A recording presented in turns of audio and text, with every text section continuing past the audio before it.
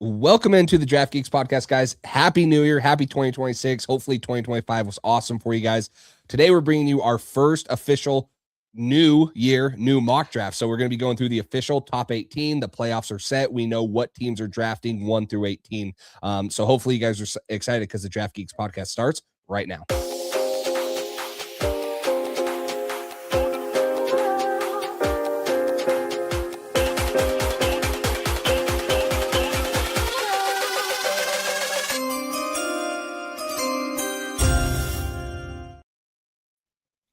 Welcome into the first live episode of the Draft Geeks podcast, everybody. We're trying this out on Instagram and on YouTube. We've got Jace monitoring our Instagram. It's a little small over there, but if you want the full picture, you can hop over to our YouTube channel, subscribe over there. We're going to be running a quick mock draft for you guys with the draft order decided for every team that's missed the playoffs. And hopefully getting to some comments live in the chat as well. Jace, how are you doing? I'm doing good, man. I'm excited. Again, guys, this is the first time we've been live on both Instagram and YouTube. So if you guys are new on either platform, jump over, follow Max at the Draft Geek _. I'm sure most of you here probably already do follow him. But if you guys are seeing it on Instagram and it's really small, hop over onto the YouTube, hit the subscribe button because we got position reviews coming up. We're going to be ranking those. And then obviously, big boards, all that stuff, because it's officially draft season. Once 2026 hits, I know there's still playoff football, but it's officially draft season. So we got to bring you our first official 2026 new mock draft. I'm able to see the comments coming up on this, so this will be exciting. Jace, I think we can fire this one up. Do you want the odds or the evens? I'll let you pick. That's a good question. Let's see. I think I did odds last time, and I want to see what you do with the number one pick. So I'll give you the odds. I'll do evens. Question is, do we do trades? I know we've talked about that. I don't know how much there would be because the top of the order is probably pretty set right now. Do you want to just do no trades? I think we can do no trades just because I think quarterback will go 1 and 2 if the draft was tomorrow. And those are probably the only 2 first-round quarterbacks.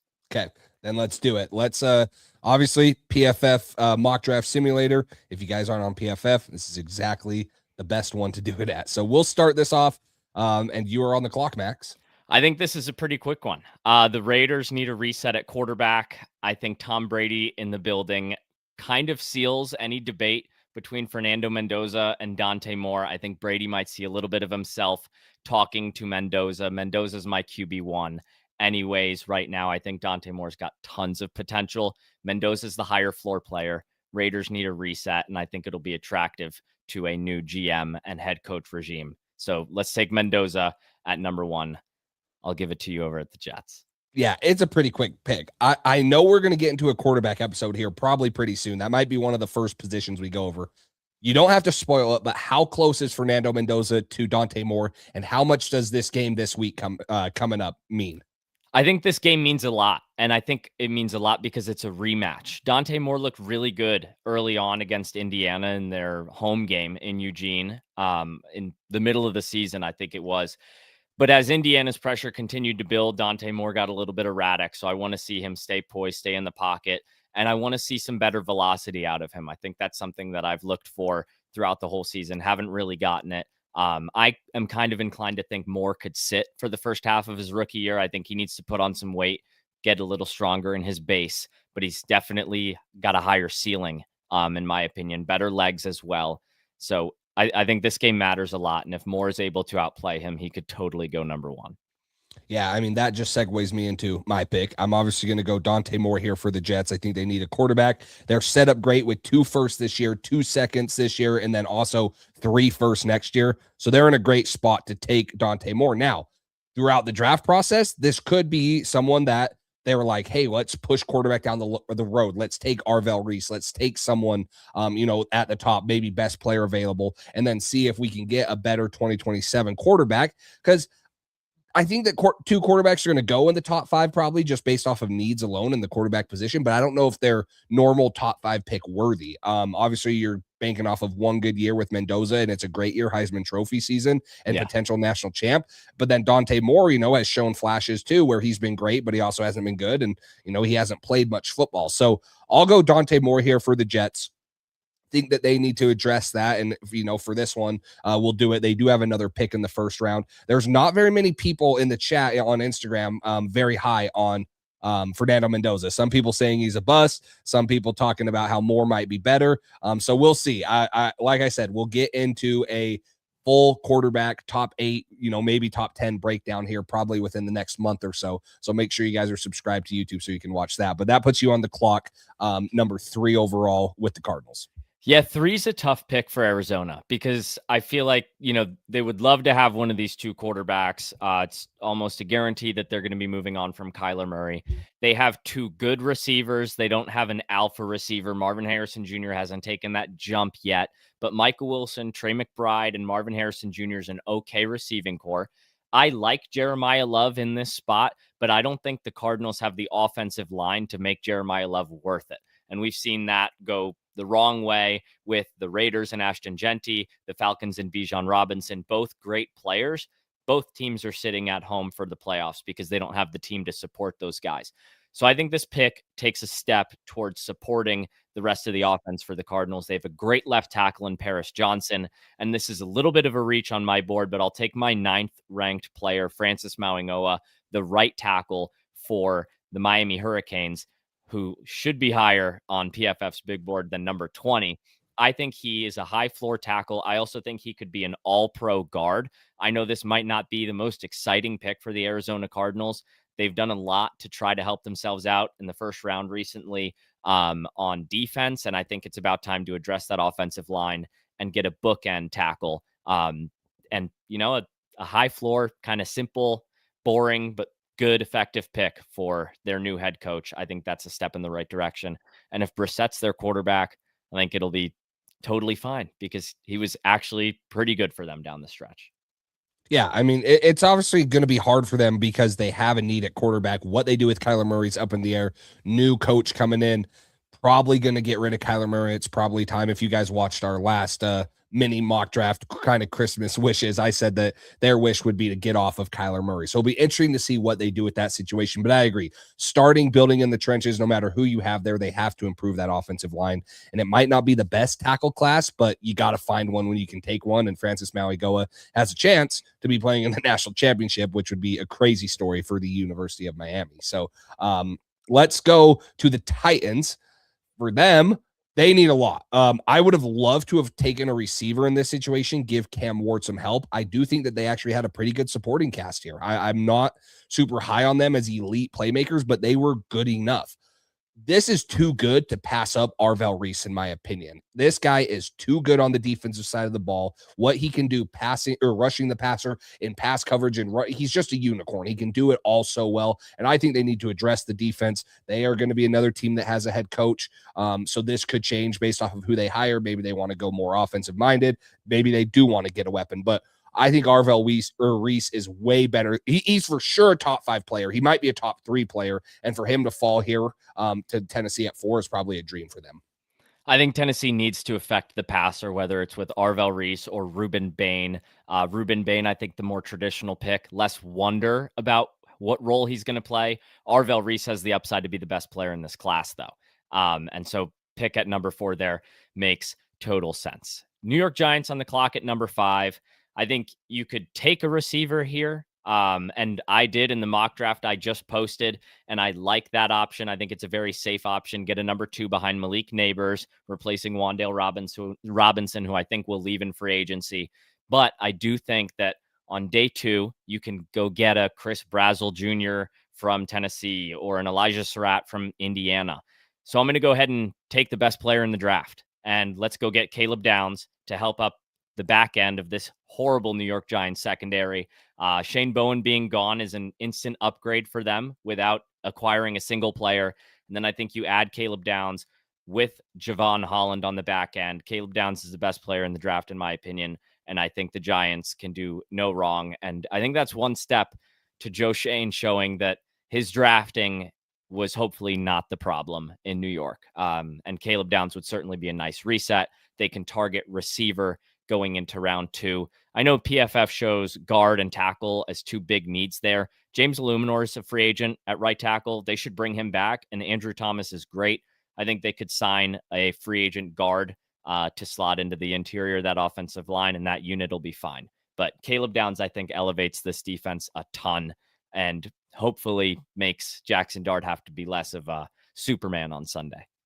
Yeah, I don't mind the pick at all. Like, they need to help the defensive side of the ball. You could also argue that they need to help Jackson Dart. Now, they have Malik Neighbors and Cam Scattaboo that's out, so that's really hard for them, because those are two elite playmakers for Jackson Dart once he gets back, and we'll see who the head coach is and what they're going to do offensively. There were talks about potentially moving on from Jackson Dart already because of a new regime. I don't think that's the move at all. Like, no, that's crazy. That would be absolutely nuts in my opinion. So I don't think that that's going to happen.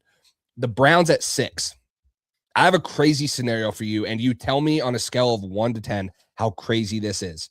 Hit me. If you're the Browns, you just had a guy set the NFL sack record, but he's the highest paid player in. We're not trading Myles Garrett and drafting Ruben Bain, if that's what okay. I was going to say, what could they get? 3 first-round picks and probably 2 in 2027? Yeah, but if you're the new head coach and you come in and do that, they might not let you coach a single game. I'm not disagreeing. I think it's crazy. I would put wouldn't be my first move if I was a new head coach. Like I said, I don't think I would do it either, but I'm saying you could trade him. Let's just throw the Jets out there, right? Let's say that the Jets are like, gosh, if we can go get Ruben Bain, you can trade for one of the Jets picks, like 16 from Indianapolis. And then you can also get 2 firsts next year and probably a second this year also. Would the Jets do that? Probably not. I don't think they would, but you could also be like, oh my contract. Gosh. Yeah, exactly. So it's a crazy scenario. I don't think it's going to happen. I just wanted to throw it out there because I've seen crazier in the world. These guys did trade for Deshaun Watson and pay him what they did. So there's been crazier out there. But Max with that Foster says Garrett's a Brown until he's out of the league, and I tend to agree. He's going to be a Patriot this year. It's okay. Right here. So, no, I agree. I wouldn't do that to take a top 6 pick and, put Ruben Bain where you could think that he could be Myles Garrett. That's a tough one, except all the draft capital. But anyways, moving on. Wide receiver is my biggest position need. I think that Shedeur showed enough that you probably just keep him out there and let him go and put things around him. And I said this last episode, I'll say it again. I think Carnell Tate's my number 1 receiver going into this year. So I'm going to take him, keep him in Ohio, the Ohio State guy to the Browns there. I think I might have done that last time, but I'm just really liking that fit there with what their receiving cores look like. Cedric Tillman looked promising, but he got hurt this year and just wasn't the same. And then obviously Jerry Jeudy is getting up there a little bit in age. And so I think getting a guy like Carnell Tate would be a great addition to that receiving core and with Shedeur Sanders. Scroll up on the simulator so we can see picks 4, 5, and 6 next to each other. Ohio State. One and done in the playoff. Who'd they get beat by? Scroll up to pick 3. You'll see. I like this pick for the Browns. Carnell Tate and Jordan Tyson pretty much go hand in hand at wide receiver 1A, 1B. Tyson's probably got the higher ceiling, better athlete. The injuries definitely is a hindrance to his stock. Torn ACL, broken collarbone, nagging hamstring. I love Carnell Tate. Let's not get caught up in one game. Miami's got a great front 7. They forced the ball out of Julian Saint's hands quick, which segues me perfectly into the next pick. My friend Nick Lukens in the chat over there will be happy. His Commanders run the card in 0.5 seconds. Ruben Bain is a Washington Commander. This team is desperate for youth and desperate to get after the passer in some form or just defend the pass at all. I think Ruben Bain is arguably a top 3 player in this draft class, maybe a top 2 player on the defensive side of the ball. And the Commanders get an awesome pick, 2 good hauls for the NFC East teams, the Giants and Commanders out of the gates. It's a great pick right there. He was so good against Ohio State, like so disruptive. So good. And he's been so good all year, honestly. Yeah. But there was a lull in the middle where you were like, I saw a great tweet from Brett Coleman that summed it up perfectly. Somebody was like, oh, I wish he didn't have short arms. And Brett Coleman responded and said, yeah, he has short arms, but has anybody considered that he also has rabies? And I think that's a great way to put it. He's a madman on the defensive line. And if he has short arms, then he's going to be an outlier. That's how I look at it. That's if he does have rabies, then that's impressive for him. Let's go to the Saints at pick 8. I'm going to bite my tongue. I'm You- going to let you make the pick, but I have go ahead. I don't want people to think that this is petty, but it's a Okay. little petty because of the team picking behind them, and it's a little bit of defense. But I do believe that the Saints Yeah, and I Kellen agree. Moore want to run the football. It's not petty. This is the best pick for Okay. them. All right. I'm glad that I'm not the only one. I think that they want to run the football. I'm looking at it right now. They were the 28th ranked team in rushing per game at 94.3 yards. Devin Neal never came around like they thought he would. Keandre Miller never came around. And then honestly, we all know Alvin Kamara's getting up there in age. Contract year next year. Jeremiah Love's the guy, the best running back, worthy of a top 10 pick if you are going to take one. And so I'm taking Jeremiah Love out of Notre Dame to the New Orleans Saints. I love that pick. That's one of my favorite fits in the entire draft. Alvin Kamara's time is coming to an end. They may cut him this offseason just to save the money. They always need to save money. He's in a contract year next year. Devin Neal can be your RB3 next year. Devin Neal can be your RB2 when Kamara's gone behind Jeremiah Love. I think this is the best offensive player in the draft. To get him at 8 changes the team. And before anybody talking about Ashton Genty to the Raiders or Bijan Robinson to the Falcons, I think the Saints are actually ready to do this. I think their offensive line has finally been built after 5 years of swinging on players like Trevor Penning. Kelvin Banks has been a hit. More players on that offensive line. Taliesin Fuanga has been awesome. And I think Jeremiah Love can eat behind this offensive line, take some load off Tyler Shuck, and they can go get a wide receiver on day 2, maybe late day 3 to help support Chris Olave and like 29-year-old third-year player Devon Vele. Why they traded for him is kind of crazy at his age. I don't know. Chiefs at 9. This one's tough with Jeremiah Love off the board. I feel like I don't want to take Kenyon Sadiq this high. And I think, this is a cop out a little bit, but Chris Jones' career coming to an end pretty soon. And I don't think it could hurt to have him right off into the sunset next to Peter Woods, the best interior defender in this draft class. The Chiefs get back to their roots, want to stop the run, naturally push the pocket. I know Spags loves to blitz, but blitzing isn't fun when you have to blitz to generate pass rush. Trust me, I'm a Ravens fan. Peter Woods, 9th overall. I think this is a perfect landing spot for him.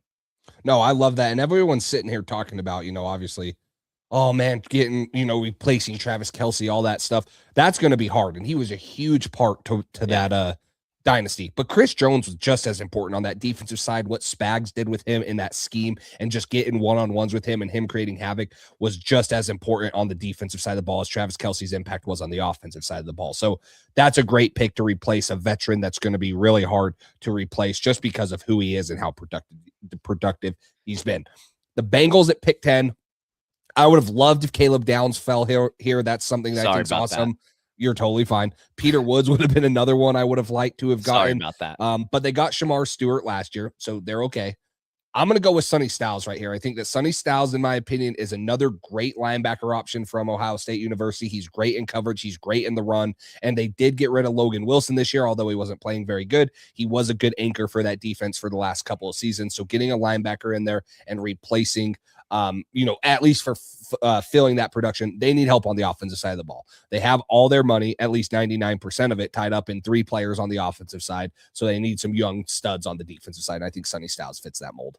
I like the pick, and just going to jump in and answer Adam's question here. I'm not too worried about Peter Woods' production this past year. I think he took a dip in production along with the entire Clemson roster. But I think if you turn on the tape, he's still pushing the pocket like normal. There wasn't as much production around him. I think it was pretty easy for opposing offensive lines just to try to take care of TJ Parker and take care of Peter Woods. That was clearly the plan for everybody. And that's why Will Helt was able to have a career year opposite TJ Parker, because I think teams realized late, they have another good player. But taking care of Peter Woods was the priority. And that's just sometimes what happens when you're so good at the collegiate level. And I know Sonny Styles maybe didn't play well against Miami, but I would go watch the rest because he might be a better true linebacker than his teammate Arvell Reese. So This guy rocks. Number 11, the Dolphins have a ton of options. I think we still have Spencer Fano available. I think that guy could play guard or tackle.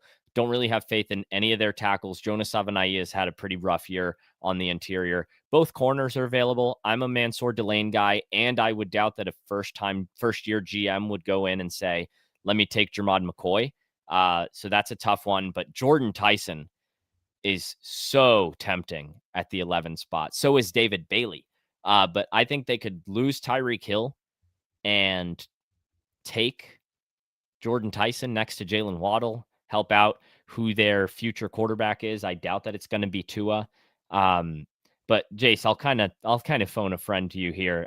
Tyson, Delane, and Fano are pretty good options, I think, for them. Who would you take? I think I would go Jordan Tyson here. I do like adding the receiver position, no matter who's at quarterback. Quinn Ewers, I think, was good enough to potentially play him for another season and then move off of him from there. Or Malik Willis.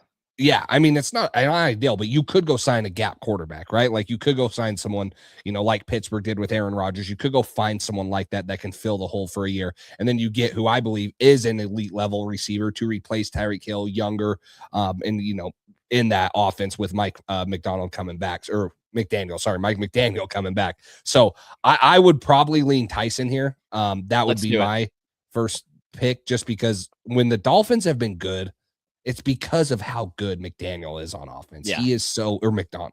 Wait, McDaniel. No, McDaniel. Why do they have so many close names in the NFL? I hate this. But yes, they've been good on offense Malik because Willis, of their passing. I would love Malik Willis with Mike McDaniel. That would be great. That'd be awesome. So, or they could go get, why can't I think of his name from last year? The lefty coming out of college that was good. I'm drawing a blank. Dylan Gabriel. Go trade for Dylan Gabriel. Yeah, well, probably not.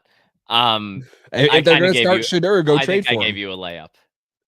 I mean, if the layup's David Bailey, keeping him in Texas, that would be my pick. I think he just gets better and better every time he's on the field. The Cowboys need pass rush. I might have done this in the last time we did a mock draft, but they need to get to the passer. That defense severely let them down this year, especially the last couple games of the season when they went on that losing streak. So David Bailey staying in Texas, going to Dallas. That's an easy one. How about this for a wrinkle? I don't know if you've seen this yet.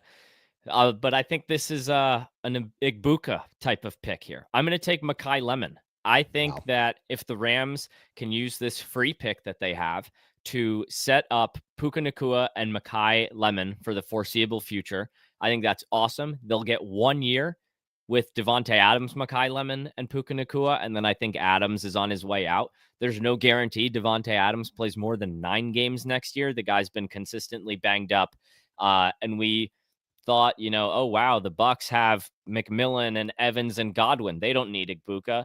And then McMillan and Evans and Godwin all missed a majority of the season, and Igbuka, Tez Johnson, and Sterling Shepard led the receiver room and were the reason that the Bucs were able to have any sort of fighting chance towards the end of the season. Mekhi Lemon, I think, would be a home run here for the Rams. It's not really a pick that they have to care about. I think they can just take the best player and move on. So I think this would be awesome for them. That's a luxury pick right there for sure. And they're in the position to do it because the Falcons wanted so badly to get another edge rusher just to fire their head coach this year. So that's a awesome pick for them. And I'm sure that fans, Devontae Adams was great this year, but is he going to replicate the 18 1-yard touchdowns again? Probably not. I guess he could, but yeah, I think to get a guy like Mekhi Lemon would be incredible next to Puka. So the Ravens at 14. I'm going to tell you my thoughts here, and then I want you to give me who you would take. For me, I really like Spencer Fano because I honestly do think he's a better guard, but I would start him at tackle. But I think you guys might need that position versatility. So for me, I would lean towards Spencer Fano just because you could play him at guard or tackle. You need help on the offensive line. I know you have Roger Rosengarten. Is that his name at right tackle? I don't know how you feel about him, but that's where I would lean. As a Ravens fan and someone who watches them religiously, would you take a kicker here? I don't know. Sorry, that was too soon. I'm sorry. Holy crap, Chase. I'm sorry. That's horrible. I think that with the majority of the pass rushers off the board, I think it's too early for a TJ Parker or Cassius Howell. Those are guys that I like a little more down the board. Spencer Fano, I think, would be a steal. I think he could end up replacing Ronnie Stanley once Stanley's out. Mansour Delane's another guy I'd consider. Nate Wiggins gets lit up on Twitter, but I think that Nate Wiggins is a good player, and I'd don't really think Ravens fans know how to see outside the organization. I don't think they've ever watched the Jets play. Like, Ravens don't have a bad football team. Nate Wiggins is good. Marlon Humphrey is declining. So I think adding a corner before that problem becomes major wouldn't be a bad move. But Fano would be great. The Ravens have the worst guard in the entire NFL starting consistently, and he stinks. So Fano would be nice. Keldrick Falk's another option, but I think we're a good run stopping team. It's more about getting after the passer. All right, I'm going to take Fano here. I at least like that you think he's still there, because I do. I think he's maybe the one that I would feel the most comfortable keeping out at tackle between him, Maligoa, and then I know Caden Proctor's kind of fallen down, but those guys, those 3 ones are probably ones that are like, they might be better guards, but I would feel way more comfortable keeping Fano out at tackle if that's what's needed to be. But moving him into guard, if you want to replace him, I think that he could be really good in there. That puts you back on the clock. I know you just talked for a while, but that puts you back on the clock for the Buccaneers at pick 15. Tough pick for Tampa here. The corners have fallen. I like them both over Sadiq in this spot, but I think Keldrick Falk's a little too good to be available. Yeah. So let's get Keldrick Falk. I think one of the highest floor players on the defensive side of the ball in the draft. Lay up for Tampa. Yeah, that's a good pick right there. I'm going to go with another one that has fallen, but it's honestly because of injury, in my opinion. I got to go back and see the film from last season, not this one that they're playing, but, before the injury. And then obviously want to see how he tests. But I think if the Jets are sitting here and Jermod McCoy is in a spot to be taken here and all the medicals check out and things like that, this is a still and an easy replacement for Sauce Gardner. And so I'm taking Jermod McCoy out of Tennessee for the Jets at pick 16. Thank you to the Colts for sucking the last couple of weeks. And I'll go right off of that. I think Mansour Delane comes off the board next. The Lions have invested a ton of resources into their secondary, and you know what? Their secondary stinks. So Mansour Delane's my top corner in the draft. That's probably a little bit biased because McCoy didn't play at all this year, and Mansour Delane played very well. But this is the second excellent year of tape that we've seen for Mansour Delane, dating back to his freshman year at Virginia Tech. So corners go off the board real quick. You're up with Minnesota. Yeah, I'm trying to think if I want to keep the run going on corners. Now, the hard part about this pick is you don't know who's going to be the head or the DC, because I do think Flores gets a head coaching job. So you're like, oh man, what type of player do you take? Exactly, because there used to be such like a idea of what the Vikings would at least want to take, because they were so easy to, well, not easy to predict, but they just ran those schemes that you could kind of predict. So I'm not sure what I want to do here. A part of me thinks that they could get a little bit stouter in the interior and just take a Caden McDonald. I do think that he's climbing up the board too, the better he's played. You could just go with Avion Terrell because they do need to improve the corners.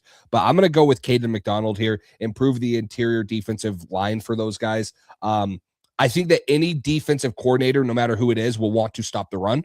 And Caden McDonald will help them do that. And so that's an easy, maybe a cop-out pick because we don't know who it is, but I am getting higher, more like he's climbing up my list. And once I set my first official big board, I would assume that he's higher than I initially thought he would be. Yeah, we did an episode a while back of risers, and we each took care of a position, and I had an interior defensive lineman, and Caden McDonald was my riser, and he's since risen to my IDL 2. He's not going to get after the passer for you, but he knows how to push the pocket at a prerequisite level, and he stops the run at an elite rate. So I love Caden McDonald. I think he may end up being better than the 18th best player in the class. So this would be a nice pick for Minnesota. I think he's a 2-contract defensive tackle. The Panthers have taken back-to-back receivers in the first round. So I'm not going to take another receiver, but I am going to take Kenyon Sadiq, who receives the football as a tight end. I think the Panthers' tight end room stinks. They've drafted Jatavian Sanders and Mitchell Evans. They have Tommy Tremble. I think you can end the Tommy Tremble era. I just never really thought Jatavian Sanders was a great football player. And I think Mitchell Evans is a really solid tight end 2, high-end tight end 3. But Kenyon Sadiq adds a receiving threat to a receiving room that I don't think had a 400-yard receiver outside of your boy Teteroa McMillan this year. So the Panthers added their receiving room. Give Bryce Young all the help you can get because I think, unfortunately, they're going to have to pay him. So you might as well give him a soft landing. Yeah, I like that pick. I want Sadiq to fall to the Patriots. I think that's a pipe dream Too just bad. because of how good he's playing. And someone would take him because he is a freak. He's what the NFL wants in a tight end because of the mismatches he creates just against safeties or linebackers. It's just ridiculous. So the Cowboys are up, and I want to just take Cassius Howell and take another Texas guy and put him in Dallas. But I am going to Ezraku replace may be too good for that. they did address that in a very good way last year, getting Ezraku to fall. I'm going to take Avion Terrell here, another corner, because they did just cut Trayvon Diggs. That was a sticky situation. They need help on the defensive side no matter what. And, they get an edge rusher. They have Ezraku to come through, and then you could get Avion Terrell to help with that secondary. Terrell's a good player. Him or Cisse, I think, in the cornerback 3, kind of jockeying for that spot. Pittsburgh Steelers at 21. I think they'll have a new quarterback on this team next year. There's not really a tackle that I would take in this spot. Steelers fans, every time you mock them O-line, they're like, no, we're good, we're good, we're good. Broderick Jones isn't really a good player. And Semalu, I think that's how you say their other guard's name that isn't Mason McCormick. He's in a contract year. So they have Troy Fautanu, Mason McCormick, and Zach Frazier locked up. But I think there's other players that could use replacing. So Vega Ioane from Penn State's in consideration, but I'm not going to go in that direction. I'm going to take a little bit of a fun pick and go with Casey Concepcion. I think he's an amazing compliment next to DK Metcalf out of the slot. These receivers can't get open. Roman Wilson was a miss. Calvin Austin is a gadget player, and they cannot keep running an offense through Kenneth Gainwell and Jaylen Warren. Just because the Ravens can't stop it, I think there will be plenty of other teams that can stop it. So Casey Concepcion and DK Metcalf, and now the Steelers have a real offense. Yeah, I like it. That's a guy that I'm going to have to get more eyes on. Initially in my position rankings throughout the season, I did have him in my top 8. I think he might have been right at 8. I'd have to go back and check. But he definitely made my top 8 there. And so it's going to be exciting to go back and watch his film, see how well he progressed, and see if he is a first round grade for me. So I love that you passed on Vega Iona, because I'm going to go with him for the Chargers right here. Great pick. Just how Harbaugh wants to run the football, and getting Omari and Hampton last year, I think it's a perfect fit. And so I love that. Thank you so much for passing on him. It made my life a lot easier picking for the Chargers at 22. But yes, I mean, that just seems like a Harbaugh pick, what he wants to do with that offense, how he wants to establish the run and the tone for the game. And then especially with Omari and Hampton, the type of runner he is behind him would be great. Santana, just want to answer this question real quick. I have Denzel Boston ranked higher than Casey Concepcion, but I do think Denzel Boston next to DK Metcalf is redundant. So Casey Concepcion's a great compliment. Also, shout out Jalen Kilgore, who is in the live stream now, who may have left already, but just saw that pop in through. The Eagles at number 23.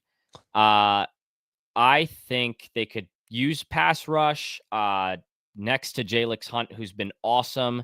Cornerback, I like Brandon Cisse a lot, but I do think they have a deep room led by Keely Ringo and Cooper DeJean.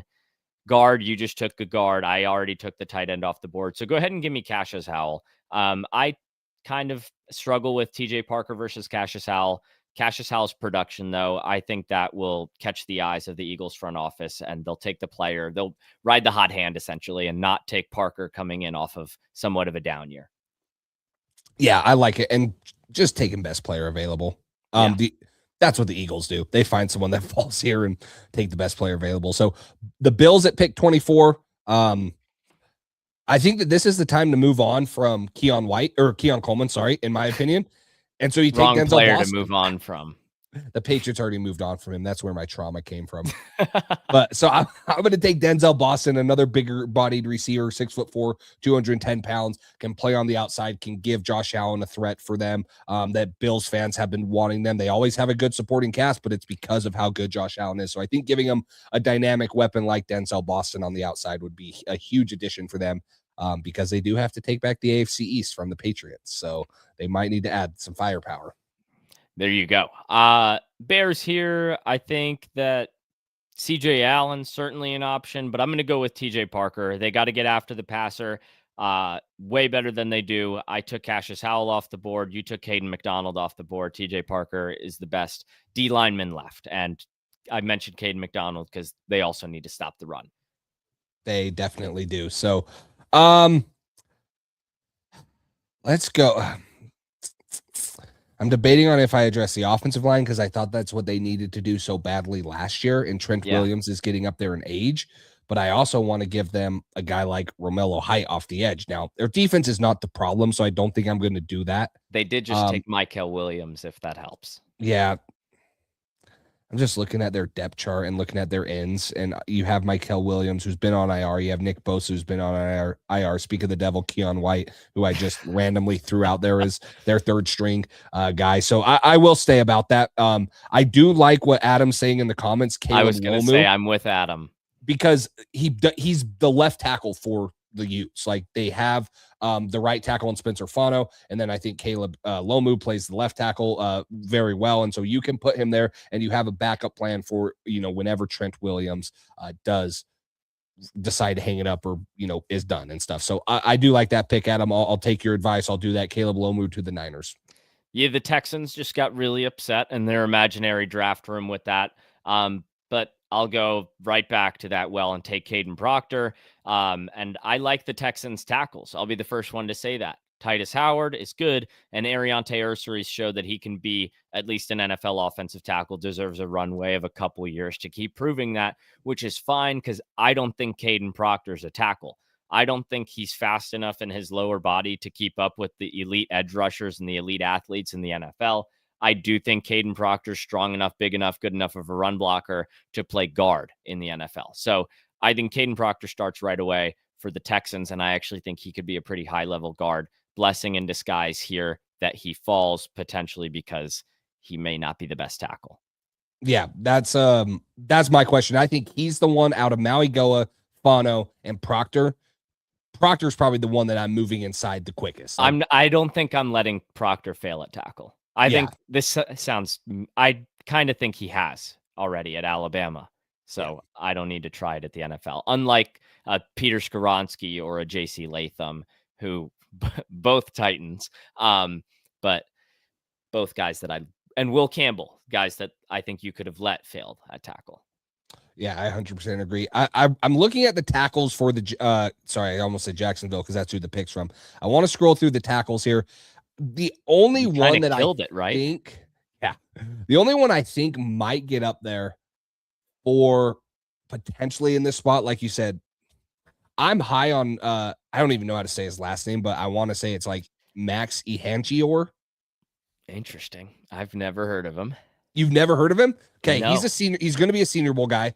I have watched him the last couple of years. This is one, and I'm not going to take him here, but I'm saying he's one that I believe could climb throughout the draft process. You got to remember, Armand Membu was not thought about like he was on draft day early in the draft process. Now, Armand Membu deserved it because he was a freak and he tested well and all that. But I want to keep my eye on him. So that's a tackle that I am having my eye on in the later rounds of drafts just to see if he climbs up the board and has the potential there. This pick is hard for me because, obviously you have a great dude on the outside in Myles Garrett. You can always give him a running mate. You have CJ Allen, but I don't want to take him because he took Carson Schlesinger last year. I think where I'm going to go is Brandon Cisse here at corner. Give them a guy that can guard on the outside, lock up that defense, help maybe Myles Garrett get 25.5, 26 sacks next year because a little more coverage. But I'll go with Cisse out of South Carolina to the Browns. Love Cisse. I think, he kind of got overshadowed by some of the struggles the Gamecocks had this year, but that's a super talented secondary. Brandon Cisse came in from NC State, super amazing run defender, bigger bodied cornerback, absolutely awesome tackler. He's got the skills to play in man, physical enough to play in press man, was good enough in off coverage zone this year where South Carolina had him play a little bit. I think he could do either in the NFL. I think he's pretty scheme versatile. He was awesome alongside Jalen Kilgore, Vakari Swam, and the rest of that group. Would have been my pick for the Rams here at 28. I think the Rams could have taken a tackle if they had one available. I think the dream is to have Caleb Lomu slide down to 29. to be honest, I probably don't think he slides to 26 on draft night. I think you kind of just look at the board. I don't love their corners. Kobe Durant's a free agent soon. I feel like Emmanuel Forbes is having a little bit of a flash in the pan, a year where he resurges, but I kind of think what goes up must come down. I'll take Colton Hood here. Colton Hood's the young player, ascended big time without Jermod McCoy on the Tennessee defense. So I think the Rams can draft him. They don't have to integrate him into that defense right away. Maybe similar to the usage that Jahdae Barron got for the Broncos this year. Different roles, obviously, different players. But I like Hood to the Rams. And just to answer Adam's question, yes, I think it's almost a lock. Jennings Dunker's a guard at the NFL level. I think that might have been directed at you for that Browns pick. I'll take a stab at answering it, but I just don't know if that's a first rounder. But maybe it is for the Browns who have 2 picks. Could be. You could justify it because you already grabbed a guy like Carnell Tate, who we took at pick 6 for them. So you could justify it. But yeah, I don't know. I don't know if I see him as a first round pick right now. Ceesay's a better player position to me. Yeah. And at this point, you probably just like, I'm going to take the best player available, or, at least one that might have a little bit more value in the first round, like a corner. Yeah. And so many guards available. That list of Caleb Tiernan, Austin Sareveld, Jennings Dunker, but Ceesay and Colton Hood are the only 2 corners left that I really like. I agree. Patriots on the clock here. I want to just look at corner now. There's no one here. Keith Abney and Keontae Scott are flying up boards. I love Keontae Scott. I don't think he goes in the first round, but I think he could go early second. Especially because he's probably more of a nickel. And so you're probably looking at him like Shadur Sanders, Josh, for next year. What do you say? Who is the Browns QB going forward? Watson? Yeah, Shadur. Maybe Dylan Gabriel. Who knows? Maybe Lamar. Maybe Lamar gets traded with no Harbaugh. Stop that. So cornerback, I think, is in the conversation because I'm not going to lie. As a Patriots fan, I've been a little bit disappointed in Carlton Davis at times. Now, Marcus Jones, Christian Gonzalez, Carlton Davis should be good enough one. So I'm going to avoid that in the first round. I know who I'm picking here, and it's going to be Romello Height, a guy who's been a huge addition for that Texas Tech front seven, just like everyone else they have. He just puts up massive numbers all the time. He had 9 sacks this year, 42 hurries, 11 hits. He had a 92.4 pass rush grade and a 91.1 true pass set win rate. His pass rush win percentage was 22%. Kayvon Chasen. Sorry, that was a mouthful. Free agent. He's in a contract year this year. Raven. He just had 7.5 sacks, which was his career high. Yeah. They might not resign him. I hope they do because he proved it. But even then, you have Harold Landry, who's great, but he has not been consistently a pass rusher throughout his career. So taking a guy like Romello Height, in my opinion, would be a great addition for the Patriots. If he wasn't there because he could be off the board, I'd scroll down and look at guys like R. Mason Thomas, Joshua Joseph, who are kind of pass rush specific guys. But I think Romello Height is a home run pick here for Patriots fans and that defense to hopefully get a little bit more pressure. Can never have too much of those guys. Broncos at 31. I've mocked this over and over and over again, which almost guarantees that it will not happen because that's what happens when you mock something consistently in January. But I'll take CJ Allen in the middle of that Denver defense. Greenlaw is a awesome player, cannot stay on the field. I think CJ Allen is the linebacker of the future for the Broncos. If you take him at 31, whether he has an instant impact in 2026 or just ascends in 2026 and really starts playing a full-time role in 27, 28, I think they'd be happy with that. So let's go CJ Allen here at 31. Adding him to that Broncos defense seems a little bit unfair. Not going to lie. Click the button. I just did. So, in this scenario, you have the Broncos and Seahawks playing in a rematch for the Super Bowl. Even if it was the Broncos Patriots, that would also be a rematch from a couple years ago. Oh, how times have changed because first couple years, maybe last play pick on the goal line. Whew. The Seahawks, man, this team's looking good going in.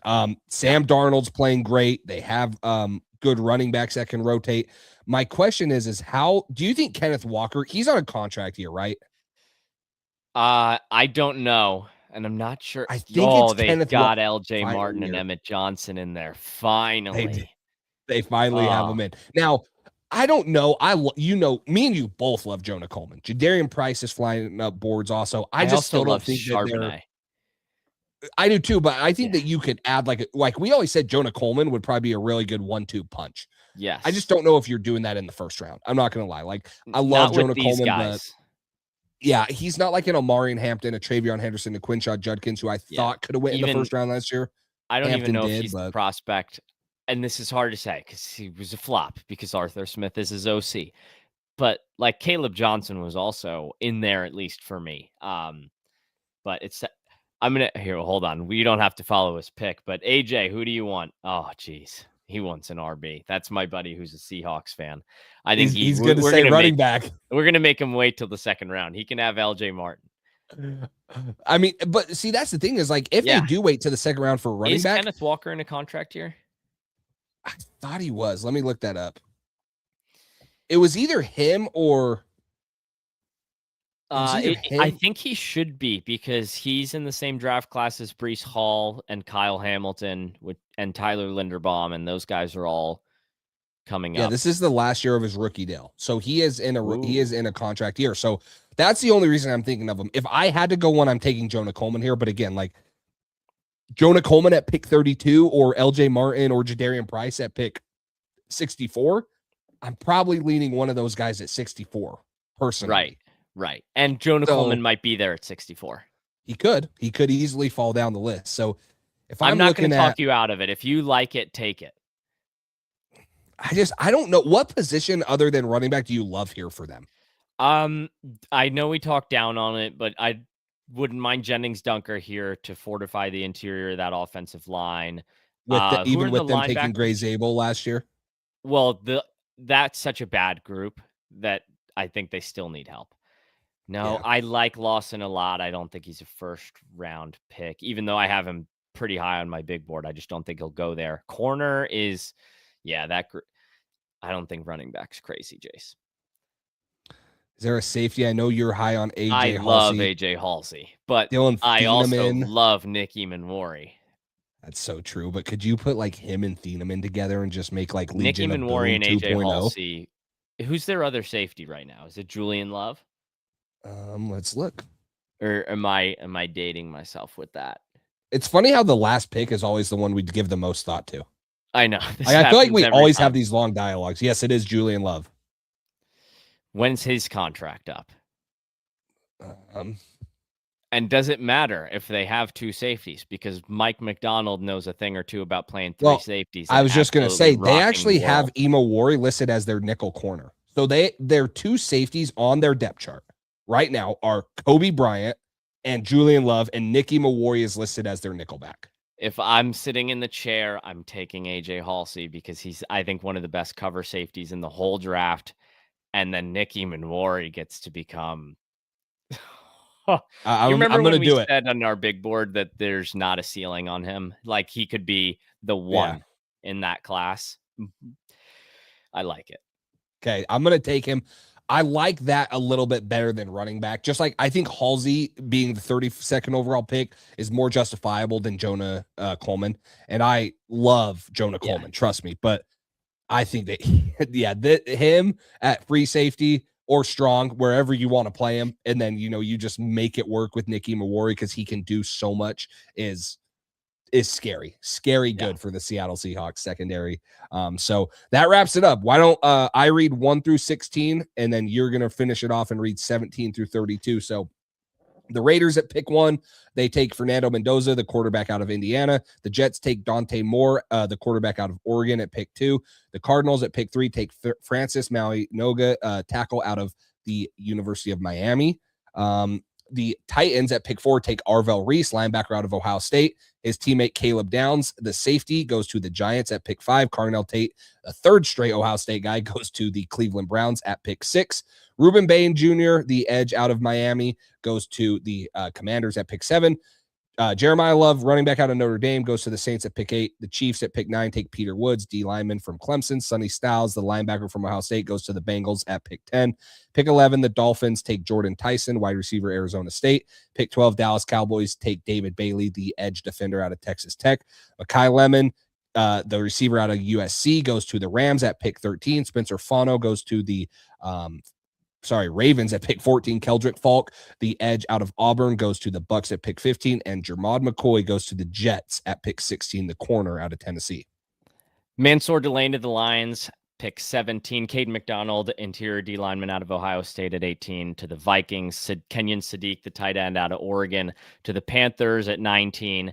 Avion Terrell, the corner from Clemson at 20, to the Cowboys. Casey Concepcion, the receiver from A&M, to the Steelers at 21. Oliva Vega Ioane, the guard from Penn State at 22, to the Chargers. Cassius Howell at 23, edge rusher from A&M. Denzel Boston at 24, to the Bills, wide receiver from Washington. TJ Parker, the edge from Clemson, 25, to the Bears. Caleb Lomu, the tackle from Utah, 26, to the Niners. Caden Proctor, the guard from Alabama, at 27, to the Texans. Brandon Cisse, the corner from South Carolina, at 28, to the Browns. Colton Hood, the corner from Tennessee, at 29, to the Rams. Romello Height, the edge rusher from Texas Tech, to your New England Patriots. CJ Allen, the linebacker from Georgia, to the Denver Broncos. And maybe one of my favorite picks of the draft, AJ Halsey at 23, the safety out of LSU, to the Seattle Seahawks. And just to talk stacks there, because we never finished that quick convo, AJ Halsey and LJ Martin is a hell of a stack compared to Jonah Coleman and Kamari Ramsey. That would be an incredible stack for the Seattle Seahawks, who knows how far they might get. I want to ask you, you know who my Super Bowl pick is. Your team's out of it. Who's your Super Bowl favorite? Give me your AFC and NFC favorite. You do not have to say the Patriots. I will not get mad.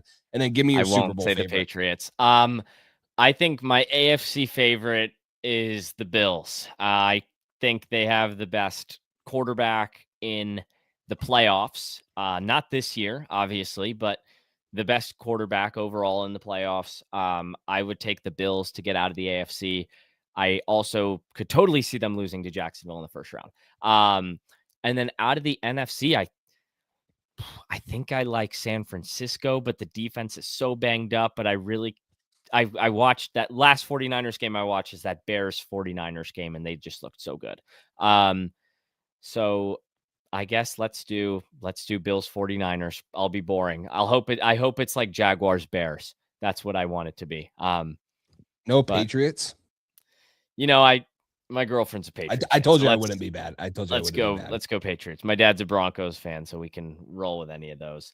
Any chats in there that you see that you want to answer? I know. No, Adam says Bills, Rams. I will say, I know that there's a lot of good teams in the Bills, Rams AFC sounds good this to year. me.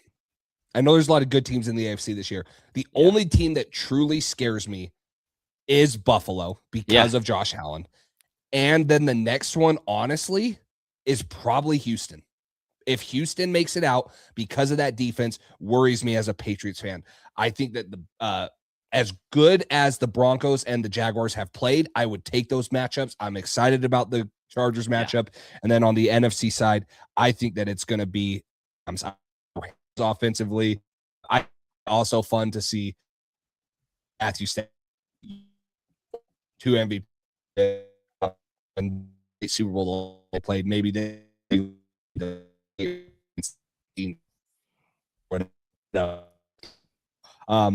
Box State Sports says Broncos won't make it to the Super Bowl this year. Peter says Bills, Seahawks. BMB Scouting says Houston, Seattle. I will say, I think both of the divisions, or both AFC and NFC, wide open. Wide open. No teams to beat. It's great. No teams to beat. And so it should be a good playoff. It should be a really good playoff for the NFL. And, you know, we'll be getting every week from here on out more and more surety of the NFL draft order. Like I said, if you guys are on Instagram, we won't be going live every time here and there, you know, for mock drafts or whatever. But make sure you guys hop over to YouTube. Go to the Draft Geek on YouTube, the Draft Geeks on YouTube, and subscribe, because we will have position rankings. We'll be doing all that big board stuff. Hopefully trying to start working on getting some other guest YouTube or Instagram pages on to do mock drafts with them, or to just do other things with them. So it is time. It's officially draft season time. I'm excited Yep. as heck that it's here. Still got a couple more weeks for hopefully the Patriots and watching them, because it has been a little bit more fun for me as a fan to have them be good again instead of having us out of the playoff picture by week Spoiled 6. brat. Come on, man. You were good too. You guys have always been I know. good. There's never been bad. No, I know. So, but it's officially draft season. I'm excited. So hopefully you guys are subscribed. You guys like the video. Comment down below, any picks that you really liked out of the mock draft or your Super Bowl prediction. Yeah, best time of year, as Box State Sports said. Adam said you guys be at Senior Bowl. I don't think I told you, Jace, but we both do have credentials for it. Yep. I don't know if we'll be able to make it, but step one is getting the credentials just to have the option. Don't know if I'll Yeah. get down to Mobile, but I'll post on Instagram if we're going down there on my story. You guys can come find us, and we'll post content around the Senior Bowl regardless. Jace, if you don't have anything to add, I want to go. This is my first year getting credentials, so I want to go, but my job, unfortunately, in college football, there's official visits, and so I don't think I can leave that. But I wanted to go really bad. I was glad that I at least got the credential to give me an option and stuff. But yeah, I don't think that either of us will be there this year. I was like, oh, I got it. I can't go, but it's great. I know. We'll find a time to go one year. Yeah, we will for sure. Thank you to everybody that tuned into the first live show. And if you liked this format, make sure you comment so we know. Make sure you subscribe. Lots more content coming your guys' way. If you're a Pats fan, make sure you follow Jace at Pats Drive. If you're not, make sure you follow Jace at Pats Drive. You can follow myself over at the Draft Geek. Thank you to everybody who tuned in. We'll see you guys next time.